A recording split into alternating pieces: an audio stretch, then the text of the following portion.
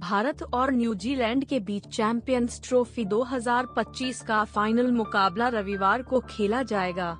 भारत अब तक 6 बार आईसीसी खिताब जीत चुका है, जबकि न्यूजीलैंड ने 2 बार भारत को फाइनल में हराकर ट्रॉफी अपने नाम की है। ऐसे में टीम इंडिया के पास न्यूजीलैंड के इस विजयी सिलसिले को तोड़ने का बेहतरीन मौका है, लेकिन इसके लिए उन्हें अपनी रणनीति को सटीक तरीके से लागू करना होगा। भारत ने इस टूर्नामेंट में अब तक टॉस की परवाह किए बिना शानदार खेल दिखाया है, लेकिन फाइनल में चाहे पहले बल्लेबाजी मिले या गेंदबाजी, टीम को शुरुआत से ही सतर्क रहना होगा। 50 ओवरों का मैच भले ही शुरुआती 10 ओवर में न जीता जा सकता हो, लेकिन खराब शुरुआत से पूरा मुकाबला हाथ से निकल सकता है।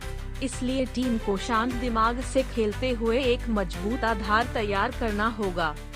कप्तान रोहित शर्मा की आक्रामक बल्लेबाजी भारत की बड़ी ताकत रही है।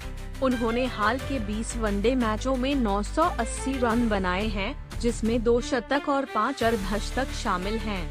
उनका स्ट्राइक रेट 126.45 रहा है, लेकिन फाइनल जैसे बड़े मुकाबले में उन्हें अपनी आक्रामकता को संतुलित रखना होगा। अगर वह 25 ओवर तक टिके रहते हैं, तो भारत को एक मजबूत स्थिति में ला सकते हैं। वहीं विराट कोहली ने इस टूर्नामेंट में अपनी क्लास साबित की है। पाकिस्तान के खिलाफ नाबाद शतक और ऑस्ट्रेलिया के खिलाफ 84 रनों की बेहतरीन पारी खेलकर उन्होंने टीम को जीत दिलाई। कोहली बड़े मैचों के खिलाड़ी हैं और उनका अनुभव फाइनल में भारत के लिए बेहद अहम साबित हो सकता है। दुबई इंटरनेशनल क्रिकेट स्टेडियम की धीमी आउटफील्ड को देखते हुए भारत को स्ट्राइक रोटेट करने पर खास ध्यान देना होगा। इस टूर्नामेंट में भारत के कुल 991 रनों में से 42.2% रन चौकों छक्कों से आए हैं, जिसका मतलब है कि बाकी रन सिंगल्स और डबल्स से निकाले गए हैं। न्यूजीलैंड की फील्डिंग शानदार है और वे इनसाइड सर्कल में मजबूत पकड़ बनाते हैं, जिससे भारत के लिए एक रन चुराना आसान नहीं होगा।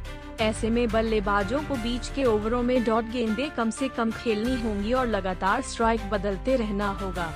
भारत की गेंदबाजी इस टूर्नामेंट में काफी प्रभावी रही है, खासकर स्पिन विभाग में, लेकिन तेज गेंदबाज मोहम्मद शमी ने भी बेहतरीन प्रदर्शन किया है।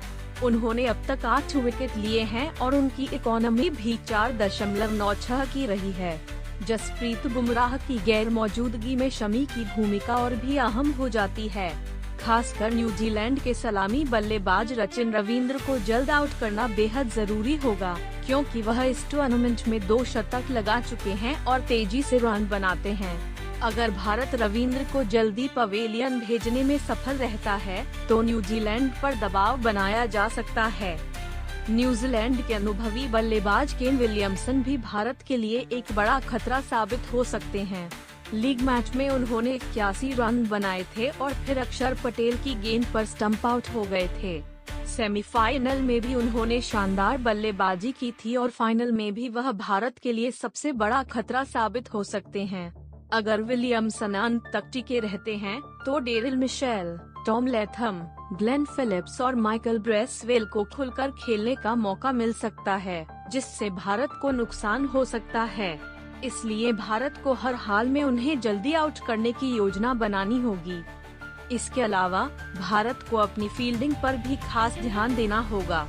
टीम ने इस टूर्नामेंट में अब तक 7 कैच छोड़े हैं, लेकिन फिर भी जीत हासिल करने में सफल रही है। न्यूजीलैंड के खिलाफ भी टीम इंडिया ने केन विलियमसन के 2 कैच टपकाए थे। फाइनल जैसे बड़े मुकाबले में भारत को फील्डिंग में कोई भी लापरवाही नहीं करनी होगी। रविंद्र जडेजा ने पूरे टूर्नामेंट में शानदार फील्डिंग की है, लेकिन बाकी खिलाड़ियों को भी सतर्क रहना होगा, क्योंकि न्यूजीलैंड की टीम आधे मौके को भी भुनाने में माहिर है। भारत के पास इस मुकाबले को जीतकर एक और आईसीसी ट्रॉफी अपने नाम करने का सुनहरा मौका है, लेकिन इसके लिए टीम को अपनी ताकत पर भरोसा रखते हुए योजनाबद्ध खेल दिखाना होगा। रोहित और कोहली के बल्ले से रन निकलना जरूरी होगा। शमी को नई गेंद से विकेट निकालने होंगे और फील्डिंग में किसी भी तरह की चूक से बचना होगा। अगर भारत इन सभी पहलुओं पर ध्यान देता है, तो चैंपियंस ट्रॉफी 2025 जीतने का सपना साकार हो सकता है।